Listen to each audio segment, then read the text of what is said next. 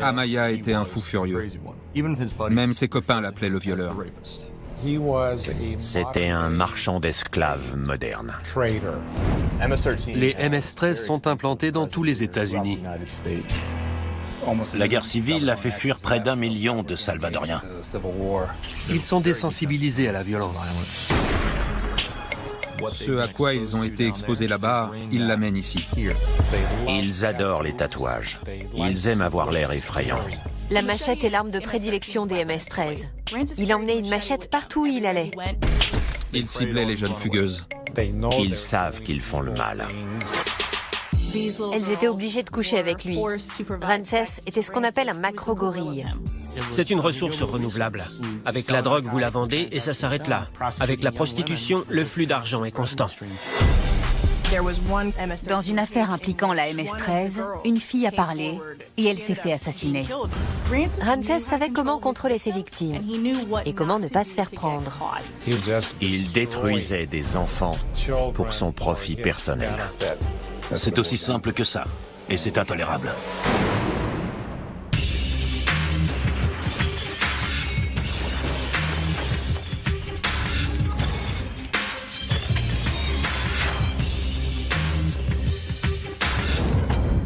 Aujourd'hui, dans les Diables de l'Amérique, Ramsès Ulisses Amaya, marchand d'esclaves moderne.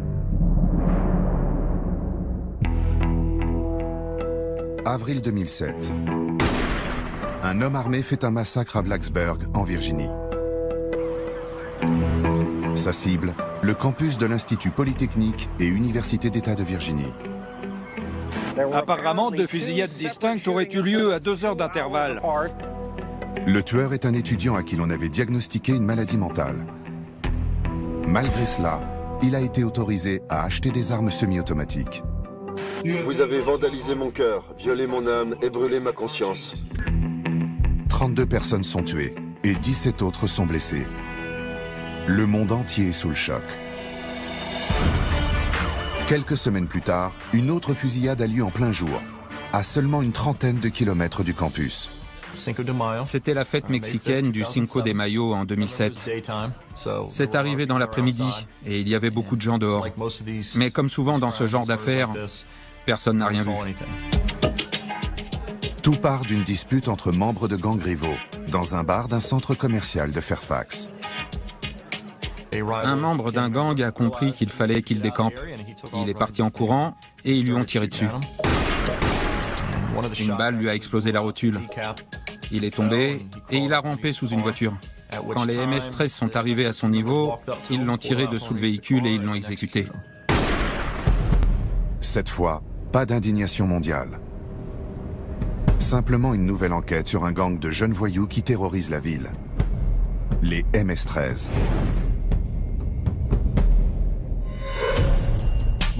Mara est un mot d'argot salvadorien. Il signifie gang. Salvatrucha était le nom d'un groupe de guérilleros pendant la guerre civile du Salvador. Le 13, le nombre qu'ils utilisent, c'est pour la 13e lettre de l'alphabet. Le 13 rend hommage à la mafia mexicaine, parce qu'en gros, c'est elle qui supervise les gangs latinos de Californie du Sud. On la surnomme la M, M en espagnol, et c'est la 13e lettre de l'alphabet. La MS-13 est un gang ultra-violent. Elle est présente dans de nombreux pays et fortement implantée autour de la capitale américaine. La région de Washington possède la 2e plus grande communauté centra-américaine du pays. On y retrouve des aspects formidables de cette culture et de cette population, mais aussi des mauvais. Ces individus viennent parce que des membres de leur famille ou des amis sont établis ici. Parce qu'il y a déjà un réseau dont ils peuvent profiter, un système d'entraide.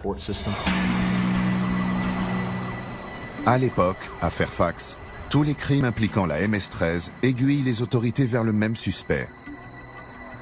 Un gangster entouré de compagnons loyaux et doté d'un casier judiciaire long comme le bras malgré son jeune âge, à peine 20 ans.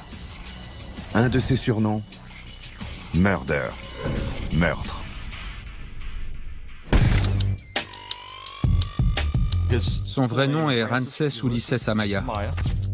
Il était surnommé Blue ou Murder. Il préférait Blue à Murder. Blue faisait référence au Salvador, dont les couleurs sont le bleu et le blanc. Ce surnom marquait son respect et son amour pour le pays dont sa famille était originaire. Il était très fier de son héritage salvadorien. En revanche, ses propres agissements ne font la fierté de personne.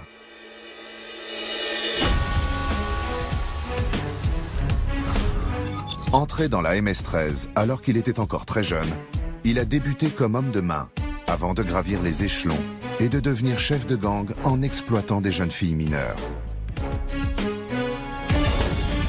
Il a commis des crimes ignobles. Pour un homme de son âge, il avait déjà un casier judiciaire accablant. Sournois, rusé, violent. C'est un individu abject. Il détruisait des enfants pour son profit personnel. Il a 3 points tatoués sur le visage. Il signifie « ma vie folle », mi vida loca. Il représente aussi les 3 lieux où mène la vie de gangster, l'hôpital, le cimetière, la prison. Ces tatouages s'avèreront prophétiques. Le trafic sexuel de mineurs. Il existe peu de crimes plus graves et plus odieux. Amaya choisissait ses victimes parmi des fugueuses, de pauvres filles qui avaient des problèmes chez elles, avec leur mère, leur père, ou qui vivaient chez leurs grands-parents. Amaya exploitait des jeunes filles qui étaient maltraitées, victimes de sévices sexuels, délaissées, ou même abandonnées par leurs parents. C'était des filles qui avaient des problèmes chez elles. Il ciblait aussi des ados et des centres de détention pour mineurs, des centres de jeunes sans-abri. Et toutes les filles qu'il croisait dans la rue étaient des proies potentielles. Amaya était surnommé le violeur. Et il n'employait pas uniquement sa force physique, il était parfois armé. Plusieurs personnes qu'on a interrogées nous ont confié qu'il avait souvent une machette ou un couteau. Quand les filles voulaient partir, il leur disait qu'elles n'iraient nulle part. Il intimidait ces jeunes filles. Il les menaçait de mort. Il menaçait leur famille de mort. Et en même temps, il les maintenait dans un état second à coups d'alcool et de drogue. Il se sert de son gang pour bâtir son business. La MS-13 fonctionne au bouche à oreille parmi les immigrés. C'était eux ses clients. Amaya traitait avec des clandestins. Comme il ne pouvait pas aller voir la police, vu leur situation illégale, ça la rassurait.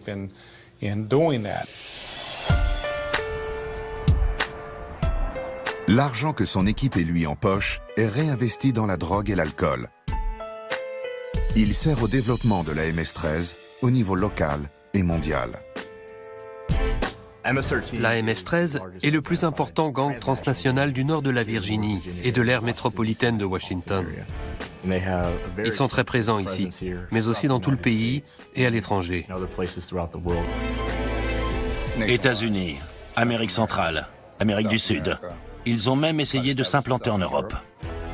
C'est une organisation très expansionniste et très violente. Elle touche à tout. Trafic de drogue, d'êtres humains, d'armes. Elle fait de l'extorsion. Elle veut devenir le plus gros et le plus redoutable groupe criminel en activité des États-Unis.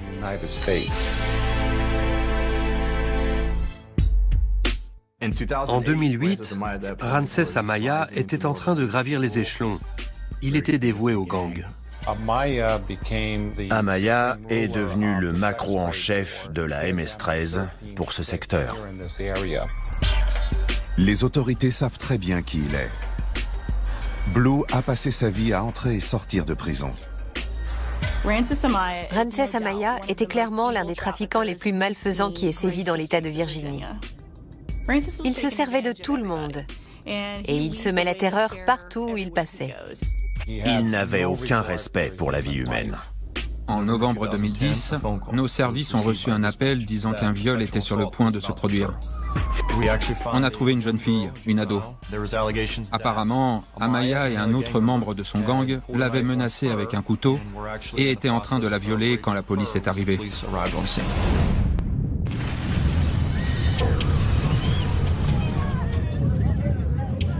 13 janvier 2001. Un gigantesque séisme frappe le Salvador. La secousse se fait ressentir de Mexico jusqu'en Colombie.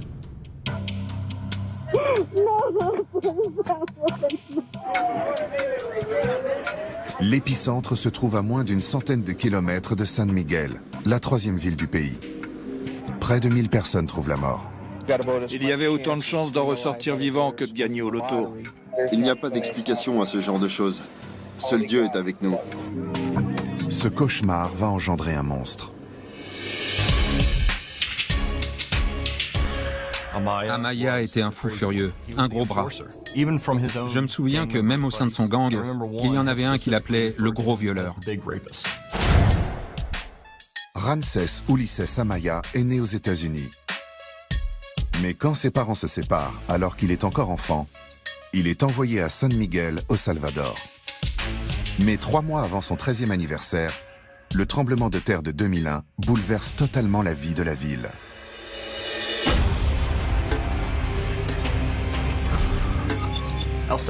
Le Salvador est un pays qui a été le théâtre d'une grande violence pendant la guerre civile.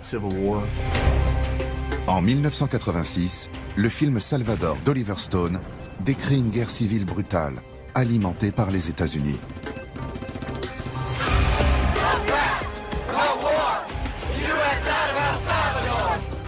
Ils manifestent contre l'intervention américaine au Salvador et contre la guerre en général.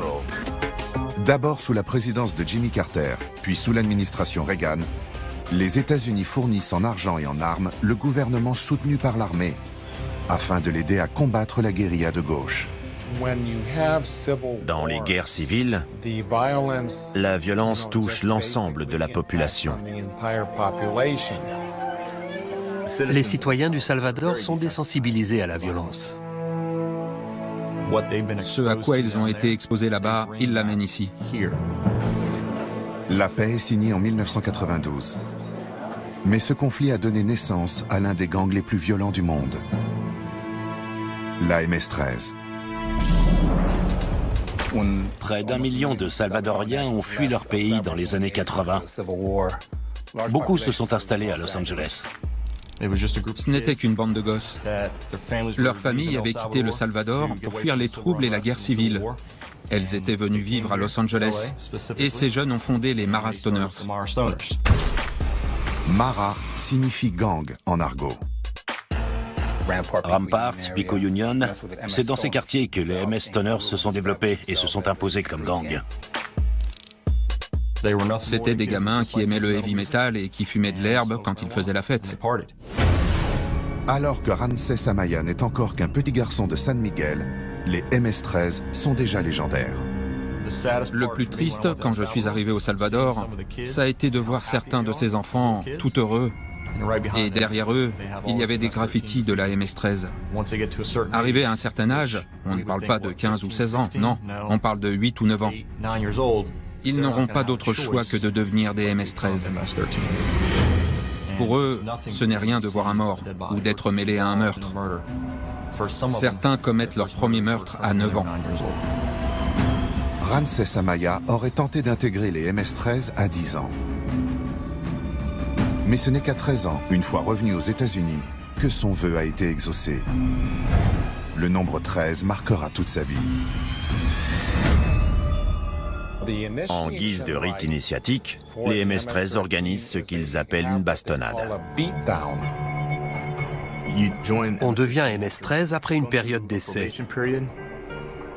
On traîne avec les membres du gang et s'ils estiment qu'on s'est comporté comme il faut et qu'on est digne de confiance, ils proposent une intégration au sein du gang.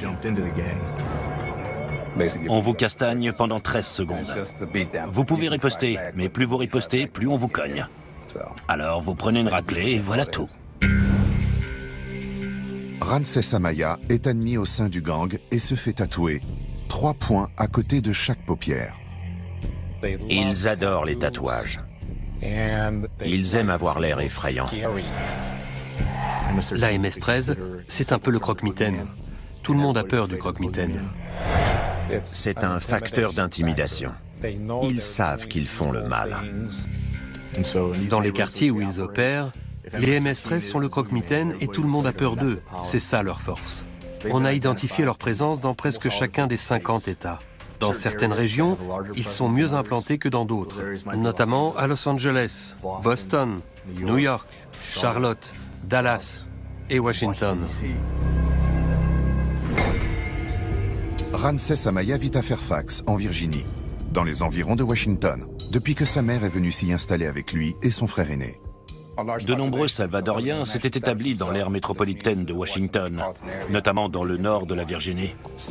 Le nombre fait la force. Le gang le savait. Ils sont venus sur la côte Est et ils ont commencé à recruter. La communauté salvadorienne a pris de l'ampleur durant cette période, à cause du boom de la construction. Ils allaient là où il y avait du travail. Mais avec ces arrivées, c'est aussi l'activité criminelle de la MS-13 qui s'est développée.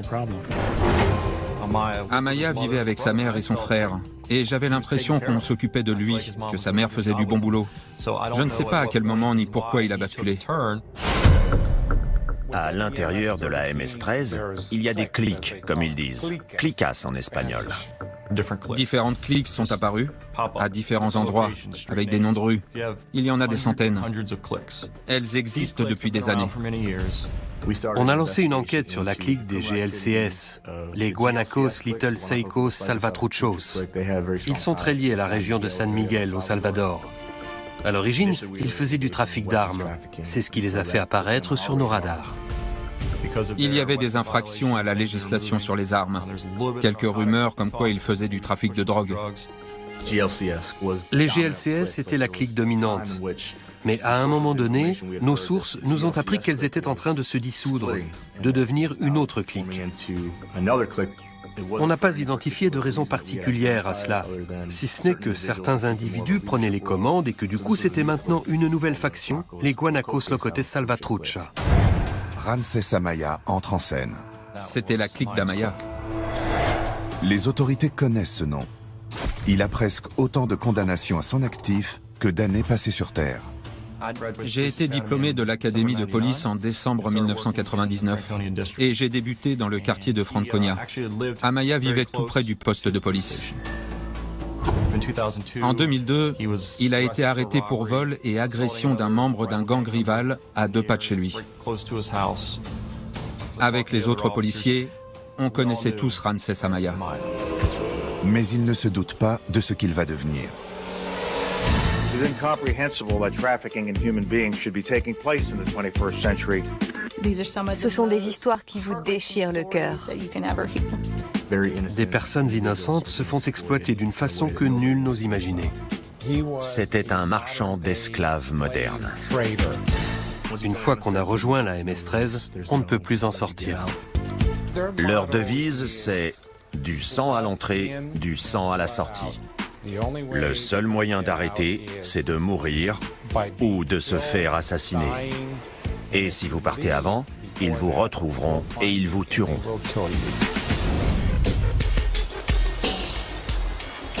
En 2008, le monde a les yeux rivés sur Washington et le nouvel occupant de la Maison-Blanche.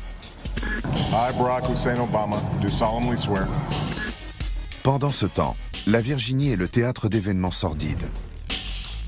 La MS-13 monte en puissance et détruit des enfants. Je recevais les rapports criminels sur la MS-13. Je savais qu'ils étaient très implantés dans le pays. Mais là, ils étaient chez moi et je n'en revenais pas. Comment pouvaient-ils être ici, dans mon quartier? Par rapport à nous, il y a 20 ans, les jeunes d'aujourd'hui sont plus exposés à l'idée, véhiculée par les médias, les séries et les films, que les gangs sont puissants. Ça affecte leur capacité à faire le tri entre les fréquentations et les situations à risque et celles qui ne le sont pas. Et puis, il y a des filles qui sont attirées par les mauvais garçons. C'est parfois ce qui les fait tomber dans le piège. Dans la région du Grand Washington, le plus mauvais des garçons pourrait bien être un gangster connu sous le nom de Blue, le recruteur d'enfants de la MS-13.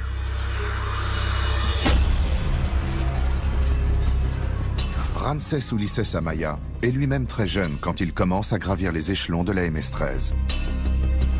Dans le système de valeurs déformé de ce gang, il a tout ce qu'il faut pour faire son chemin jusqu'au sommet.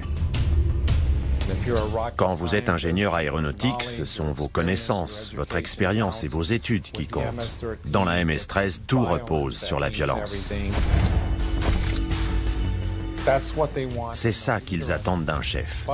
Et l'arme la plus prisée n'est pas forcément le pistolet ou le fusil d'assaut. C'est la machette. La machette est très utilisée dans les fermes d'Amérique centrale. Autrefois, les gens n'avaient pas assez d'argent pour acheter des armes à feu. C'était un outil qu'ils avaient à leur disposition. La machette peut être une arme redoutable et elle est facile à acquérir. On peut en acheter au rayon jardinage et ça ne coûte rien. La machette est l'arme de prédilection des MS-13. Et rien que ça, c'est intimidant. Il y a eu pas mal d'affaires où ils ont tué des gens à la machette. Ils les démembrent, ils les décapitent. Ramsès était le genre d'homme qui fait peur à tout le monde. Il emmenait une machette partout où il allait. En 2010, à l'âge de 22 ans, Ramsès Amaya commence à tirer les ficelles au sein de sa clique. Chaque clique fixe le montant de sa cotisation. Parfois, elle se limite à $10 par mois. Chaque membre verse, disons, ces $10 et le chef de la clique en envoie la moitié au Salvador. Habituellement, les gangs se concentrent sur le trafic de drogue pour gagner de l'argent. Mais ça entraîne de lourdes peines et ça attire l'attention de la police. Donc, si vous vous demandez comment engranger un maximum de profit en attirant un minimum d'attention, le trafic sexuel est la meilleure option. Nous estimons que sur la planète, il y a autour de 10 millions de victimes adolescentes de la prostitution. Aux États-Unis, il y en a environ 300 000. C'est une activité très lucrative. Il est possible que Ramsès Amaya soit venu à cette activité pour subvenir aux besoins de ses propres filles. Il avait une petite amie, 2 jumelles qui venaient de naître, et aussi un beau-fils. Il avait un travail dans la journée, ce qui est typique des MS-13. Ils assument leurs responsabilités et leurs tâches de membres du gang en dehors de leurs heures de travail. Amaya s'est lancé dans le trafic sexuel vers 2010. L'idée avait été suggérée par les MS-13 du Salvador. Ils disaient que c'était un bon moyen de faire de l'argent. C'était l'occasion de gagner de l'argent autrement. Jusque-là, ils n'avaient jamais eu ce type d'activité. C'était une ressource renouvelable. Avec les stupéfiants, vous vendez la marchandise et la transaction est finie. En prostituant des jeunes femmes, le flux d'argent était constant. Ramsès Amaya est froid et calculateur. Il cible des ados qui ont grandi comme lui, en manque d'autorité et de repères.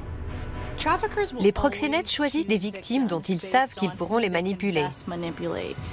Dans le cas présent, on parle d'ados et avec elles, ce n'est pas très compliqué. Elles sont vulnérables. Leur proie était des fugueuses. À 14, 15 ou 16 ans, on n'a pas de travail, pas de revenus. Or, on a besoin de manger, d'avoir un toit. Certaines d'entre elles, malheureusement, étaient accros aux drogues, ou alors elles aimaient ça. Amaya leur disait que le seul moyen qu'ils les nourrissent et leur donnent un endroit où dormir, c'était qu'elles fassent ça pour eux. Ramsès Amaya et ses associés de la MS-13 organisaient ce qu'on appelle ici des fêtes buissonnières. Elles ont lieu pendant les heures de cours. Elles sont organisées par des gangsters plus âgés que les élèves et il y a de l'alcool et de la drogue. Quand les filles sont saoulées et droguées, le gang en profite pour les tromper. T'aimes la bœuf? T'aimes la coke? Oui. Bon, eh ben on va te fournir en drogue, mais tu devras faire ça pour nous. Ramsès Amaya choisit ses clients parmi les clandestins. Il ciblait les travailleurs journaliers. Ces gens venaient seuls ici. Ils pensaient n'avoir aucun droit et du coup, ils ne risquaient pas d'aller voir la police si la fille semblait avoir 13 ou 14 ans. Ils n'allaient pas s'en mêler. Il s'est constitué sa clientèle en fréquentant des bars où il distribuait son numéro. Il allait dans des coins de la ville où il savait que les gens se rassemblent pour attendre du boulot. Parce qu'ils n'ont pas de permis de travail, pas d'emploi stable. Du coup, n'importe qui peut venir et leur offrir n'importe quel service. Ils avaient des cartes de visite pour une entreprise de ménage, mais en les distribuant, ils expliquaient que c'était une façade et qu'il suffisait de les appeler pour qu'ils fournissent des jeunes filles. Ramsès était intelligent, dans le sens où il savait comment contrôler ses victimes, ses clients, et qu'il savait comment ne pas se faire prendre. Il fonctionnait à l'ancienne. Il s'en remettait surtout au bouche à oreille. Il ne laissait pas de traces numériques, et ça complique la tâche des enquêteurs. Il ne laisse pas de traces physiques non plus. Il agit dans l'ombre. Malheureusement, ça se passait à l'arrière des voitures, dans des chambres d'hôtel.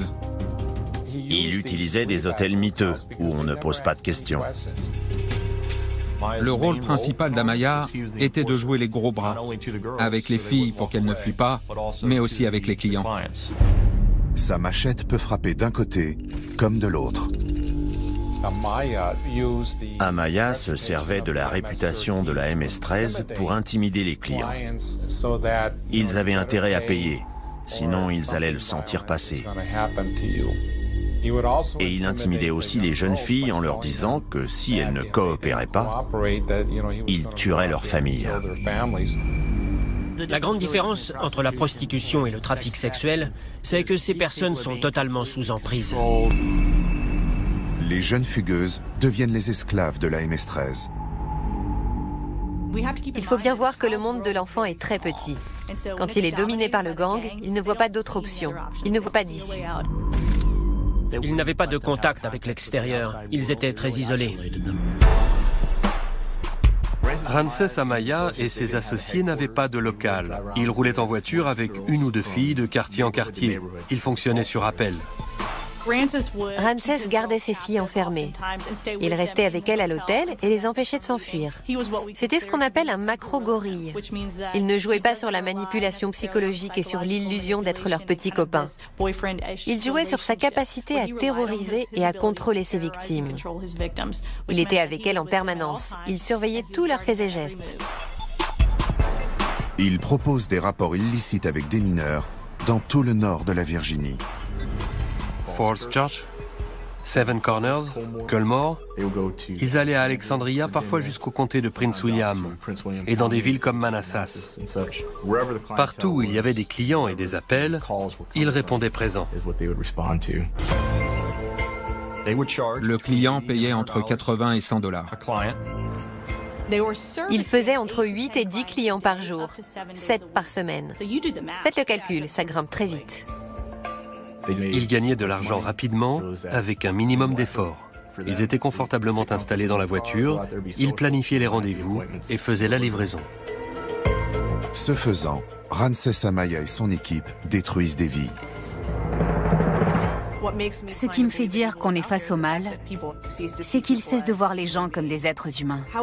Ils voient uniquement ces filles comme des choses qui leur appartiennent, parce que sinon, ils ne leur feraient pas ça. Ramsès leur disait « tu es à moi ».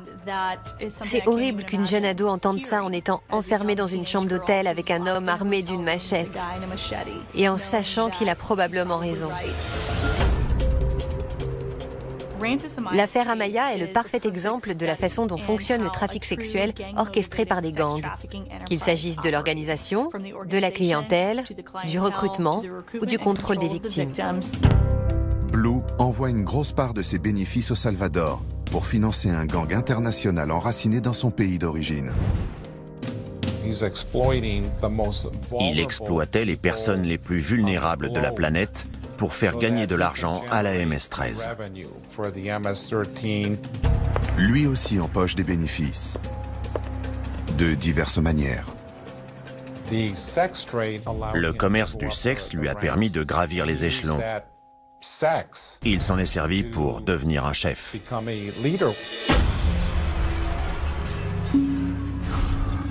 À notre connaissance, l'implication de la MS-13 et des gangs dans le trafic sexuel est assez récente. La principale différence entre Ramsès Amaya et d'autres proxénètes qui exploitent des mineurs, c'est que lui a fini par se faire prendre. Le trafic sexuel d'enfants est incroyablement courant aux États-Unis. La plupart des gens l'ignorent, mais c'est un phénomène qui touche toutes les communautés.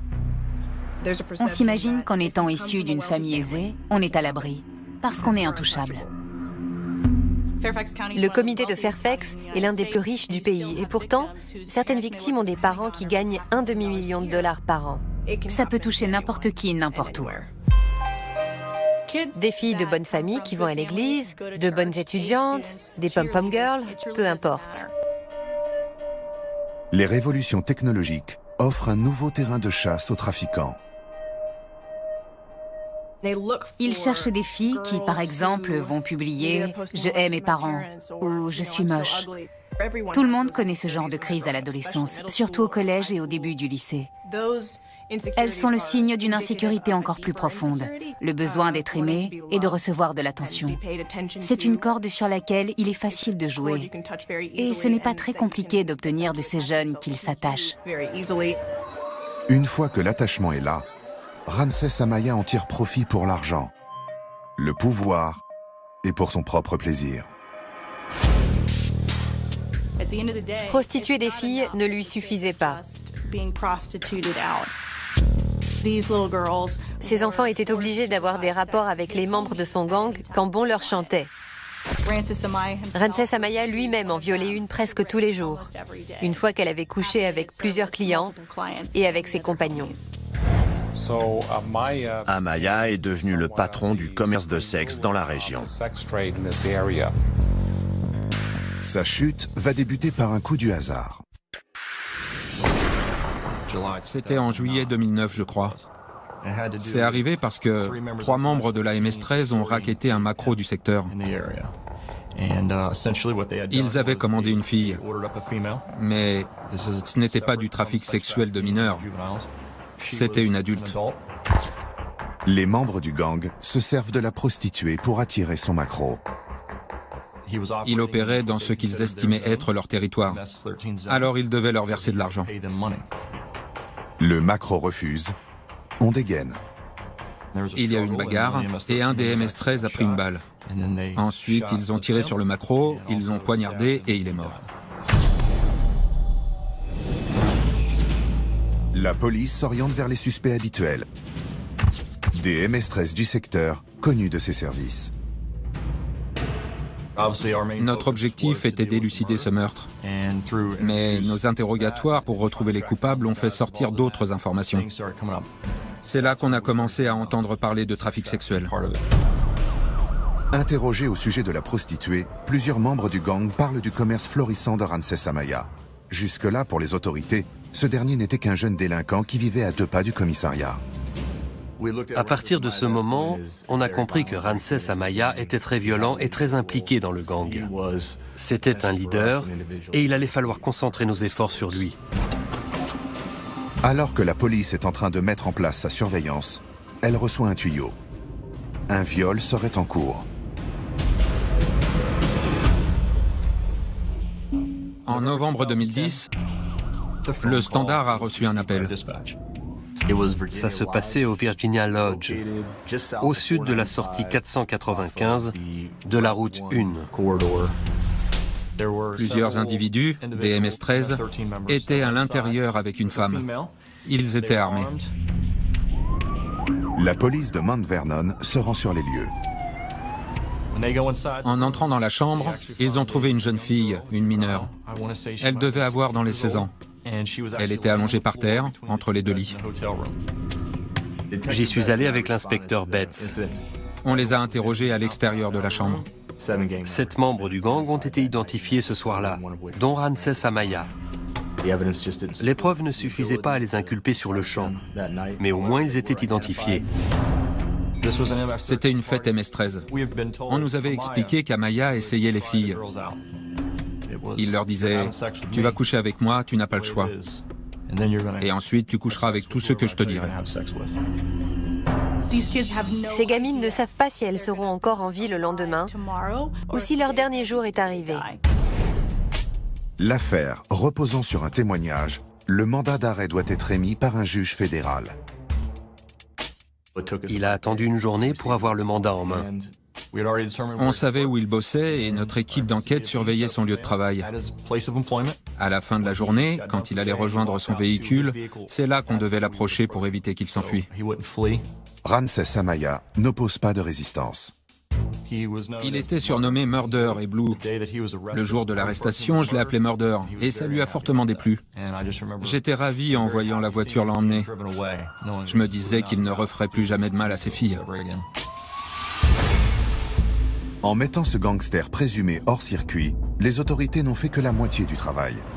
Maintenant, elles doivent trouver des témoins. Il est rare que les filles, les victimes, se manifestent d'elles-mêmes. Surtout des filles qui ont subi un lavage de cerveau. Ça prend beaucoup de temps de les convaincre de témoigner contre les gens qui les ont prostituées.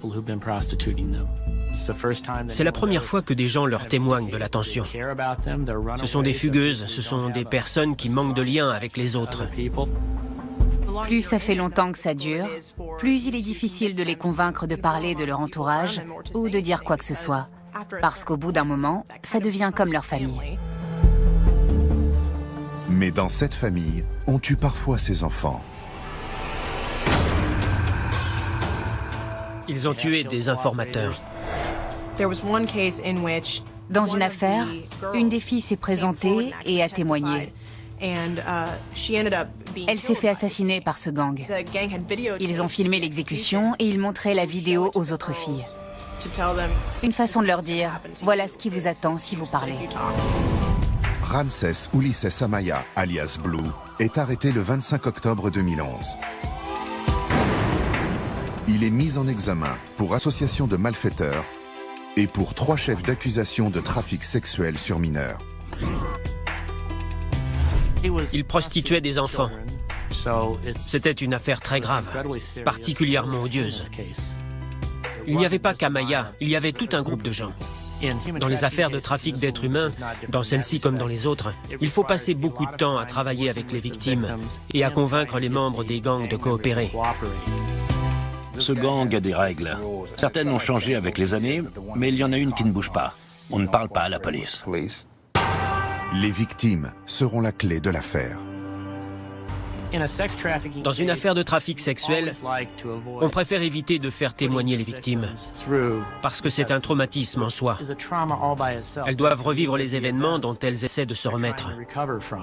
On se demande toujours si on ne peut pas obtenir le résultat escompté sans avoir à faire témoigner une fille de 14 ans au tribunal. Mais dans cette affaire, ce n'était pas possible. En 2001, Dennis Rivera, un membre de la MS-13 de Fairfax, est arrêté et inculpé du meurtre de Joaquim Diaz.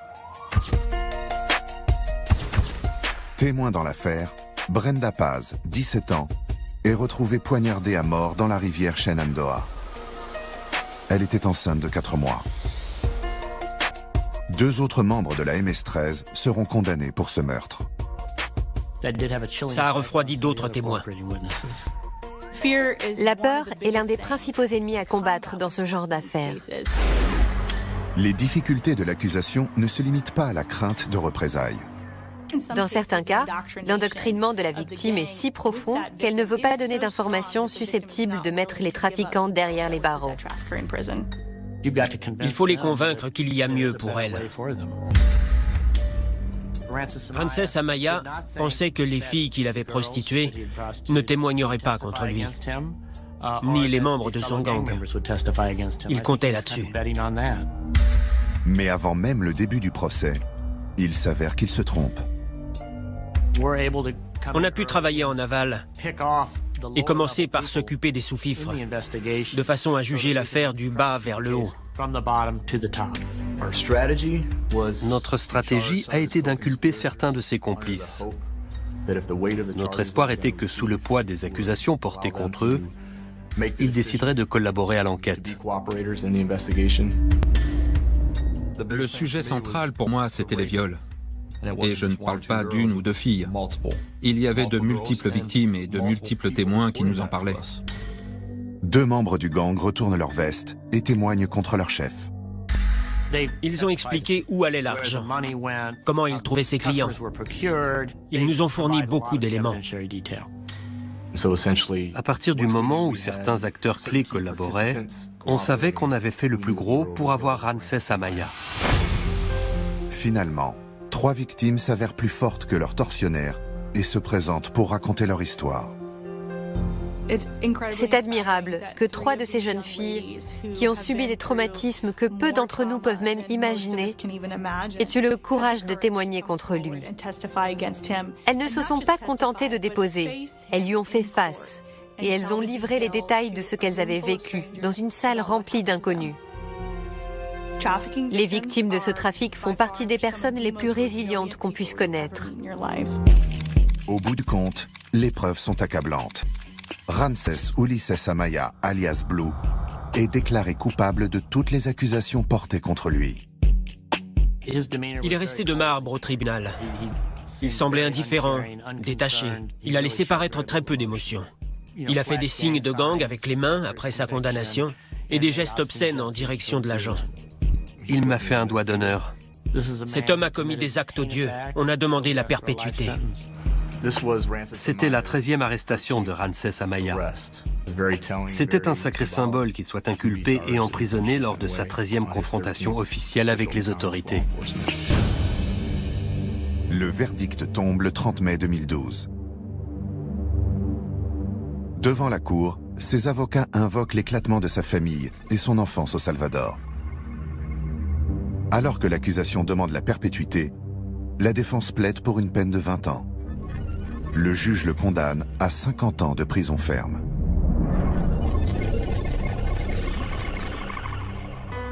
« 50 ans, ce n'est pas assez pour ce qu'il a fait aux filles. On sait qu'il les a prostituées. Le châtiment qu'il a reçu n'est pas à la mesure de son crime. Il ne devrait plus être sur cette planète. Je pense que ces victimes estiment qu'il méritait la perpétuité. Ramsès Amaya purge actuellement sa peine dans une prison fédérale de Tucson, en Arizona. Mais s'il n'est plus dans les rues, il n'a pas quitté le gang pour autant. Les MS-13 prolifèrent dans les prisons. Et aujourd'hui, ils y sont profondément enracinés. Des membres de la MS-13 sont emprisonnés non seulement aux États-Unis, mais aussi au Mexique, au Canada, en Amérique centrale. Ils forment des cliques à l'intérieur du système carcéral, comme le fait la mafia mexicaine. Ramsès Amaya était tellement endoctriné par son gang, comme la plupart des MS-13, que c'était tout ce qui comptait pour lui. La MS-13 d'abord, la MS-13 pour la vie. Et on voit où ça l'a mené.